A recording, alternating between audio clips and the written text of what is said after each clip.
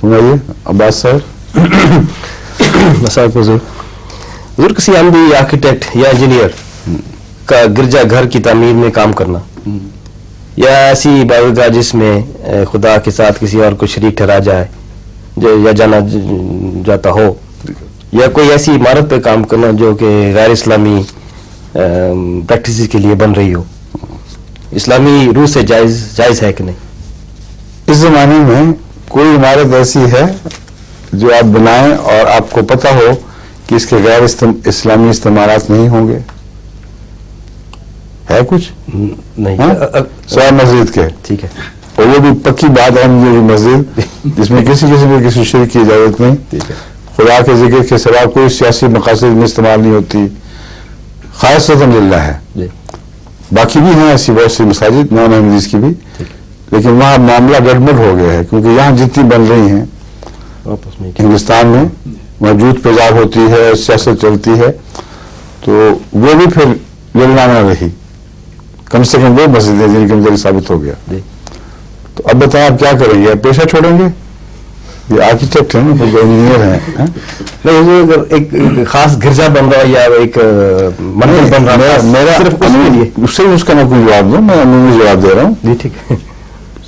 سوال یہ پیدا ہوتا ہے کہ آپ بحیثیت ایک پروفیشنل انجینئر کے کیا پابند ہیں اس بات کے کہ گارنٹی لیں کہ اس بلڈنگ کو کسی غیر مقصد کے لیے استعمال نہیں ہوگا، کیا جائے گا؟ نہیں، کوئی بلڈنگ کو نہیں. کیا قرآن کریم نے گرجوں کو ڈھانے کا کہیں کو حکم دیا ہے؟ ٹھیک ہے. اس لیے کہ اس پہلو کی ذمہ داری ان لوگوں کی ہے جو مالک ہیں. آپ کو انہوں نے نوکر رکھا ہے ایک ڈیزائن کے لیے، آپ کا اس سے کیا تعلق ہے؟ اب ہوٹل میں کئی جگہ احمدی سرو کرتے ہیں، شراب بھی ہوتی ہے، دوسری چیزیں بھی ہوتی ہیں، اور وہ جو سرو کر کے اپنی حلال کی کمائی کھاتے ہیں وہ عموماً ایسی چیزوں کو استعمال کرنے سے پرہیز کرتے ہوئے کہہ دیتے ہیں ان کو. کئی مجھے احمدیوں نے بتایا کہ ہماری سروس لگاؤ کیشیئر کی، دوسری چیزوں کی، لیکن ہم اس غلیظ چیز کو خود ہینڈل نہیں کریں گے. مگر جو رزق ان کو ملتا ہے وہ اسی وسیلے سے آ رہا ہوتا ہے. کیا ان کا وہاں خدمت کرنا حرام ہے؟ بینکنگ سراسر سود پر مبنی ہے، نظام بینکنگ، یعنی سود اور نظام بینکنگ کو الگ نہیں کیا جا سکتا. دوسرے بھی اس میں تجارت کے انوار آتے ہیں، مگر سراسر سے مراد یہ ہے کہ ان کا وہ تعلق جو ہے وہ اٹل اور اٹوٹ ہے. اور کتنے ہمارے احمدی بینک میں مینیجر بنے ہوئے ہیں، کیا ان کی کمائی حرام کی ہے؟ اگر آپ نے اس طرح دوسروں کی ملکیت میں دخل دے کر ان کی ذمہ داری خود قبول کرنی شروع کر دی تو زندہ رہ نہیں سکتے.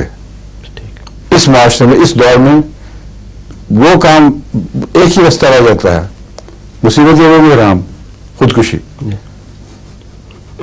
اب دونوں میں سے کدھر جائیں گے؟ ایک طرف لوگوں کی ملکیتوں کی، ان کی نیتوں کی ذمہ داری خام خواہ اپنے اوپر لے بیٹھے، سہیل لی اپنے اوپر، اور سب چیزوں سے جب کنارہ کشی شروع کریں گے تو ہم بڑھتے چلے جائیں گے، تو آخری بات یہ رہے گی کہ آپ کو یہاں زندہ رہنے کا کوئی حق نہیں رہا. تجارت کریں گے وہاں بھی بینک رستے میں آ جائے گا. جس سے سودے کریں گے کئی اس میں اسٹور والے سارے بے ایمان کئی ہوں گے، کئی پاکستان میں تو اور دوسرے ملکوں میں اور بھی کئی قسم کے کام ہوتے ہیں.